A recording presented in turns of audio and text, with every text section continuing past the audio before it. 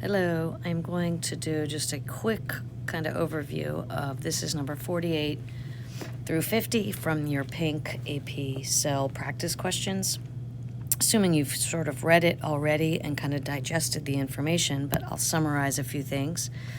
It's talking about up here, this picture goes with it, that the insulin hormone, which is the signaling molecule, binds an insulin receptor.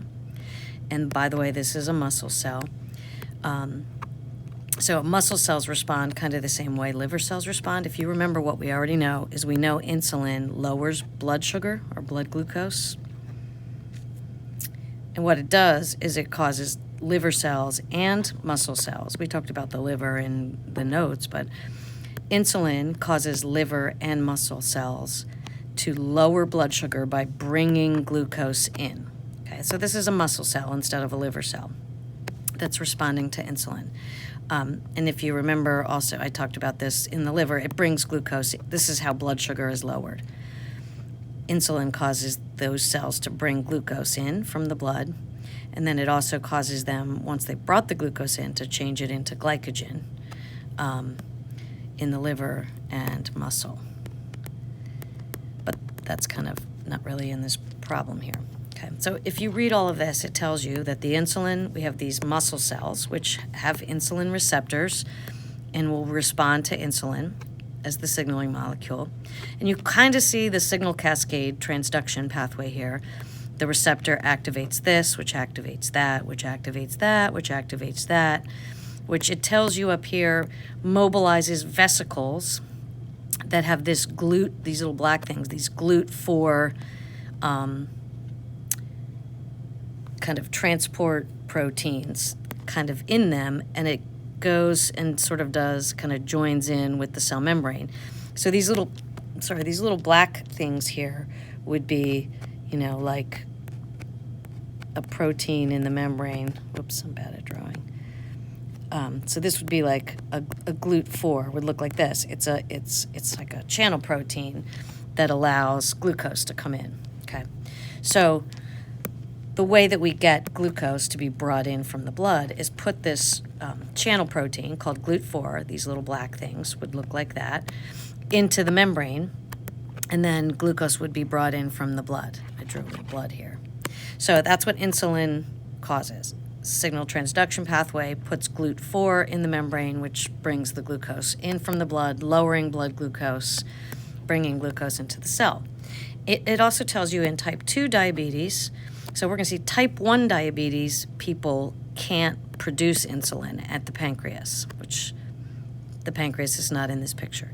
People with type 2 diabetes, they produce insulin just fine. Their pancreas can produce insulin, but what's wrong with them is something in this response to the insulin doesn't work. And we're going to see here the results of kind of what is it that doesn't work? Is it the receptor? Is it this? Is it that? Is it that?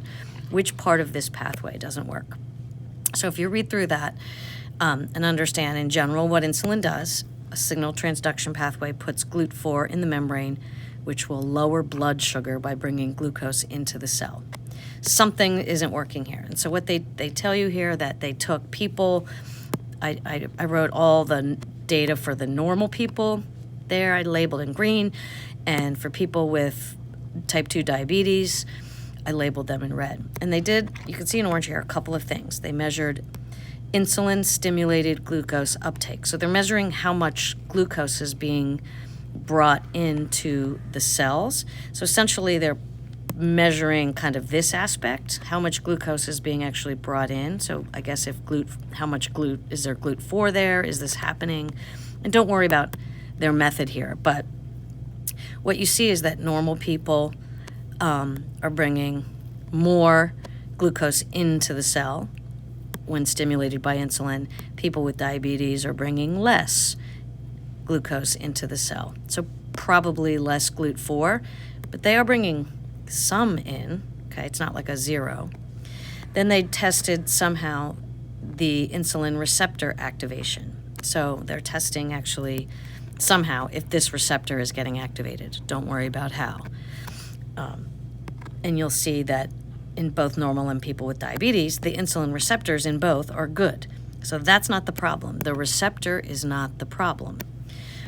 Down here, they studied IRS1 activation. IRS1 is one of the first molecules that are activated by the receptor in the transduction pathway. And so as insulin, I should mention all of these, the x-axis is as insulin is increased, they're measuring all of these things. So again, as insulin goes up, they're measuring how much IRS is activated. I don't know how, but they have a way to measure that. And you'll see that normal people, it gets activated, and people with diabetes, it really doesn't get activated. It's a lot lower. So they have a lot less IRS1 activation. So using that data, first of all, cross out number 50. You won't understand this yet because it has some genetics in it about mutations in genes, and we haven't done that yet. If you read number 48, which of the following is a valid interpretation of the results that explains how people with type 2 diabetes differ from people without diabetes, normal people. And it's just sort of logic if you understand that. So the A is the answer. B, I kind of wrote down some reasons why. The low levels of glucose uptake in people with type 2 diabetes indicate that there's absolutely no functional GLUT4 protein in the muscle cells.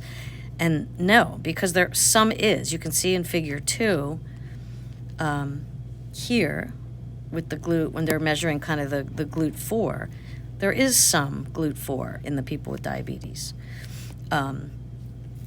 The absence of activated insulin receptors in people with diabetes indicates no insulin is secreted by the pancreas. First of all, there's nothing in the data that tells us whether insulin is secreted by the pancreas or not. Okay, so they're just increasing insulin. We don't, we're supplying the insulin in the experiment. We don't know if this is coming, none of that's being measured, first of all. So as soon as you read that, we're not even measuring that. But also it's saying that the insulin receptors are not activated in people with type 2 diabetes. And no, that's not true. They do have activated insulin receptors. If you see figure 3 here, people with diabetes had the same kind of activating receptors as normal people. Remember, we said the receptor is not the problem. Letter D, the absence of IRS in people with type 2 diabetes indicates no functional insulin receptor protein is produced in the muscle cells. And no, that's not true. The insulin receptors are there. So again, that's seen in figure 3. I just showed you that picture. So it's not the receptor. This is the one that just logically makes sense. Based on the results, then, which of the following describes the most likely defect in muscle cells of people with type 2 diabetes? So the answer is C, because we can see the IRS activation is the problem, and we can see that by this data right here. So this is the problem right here.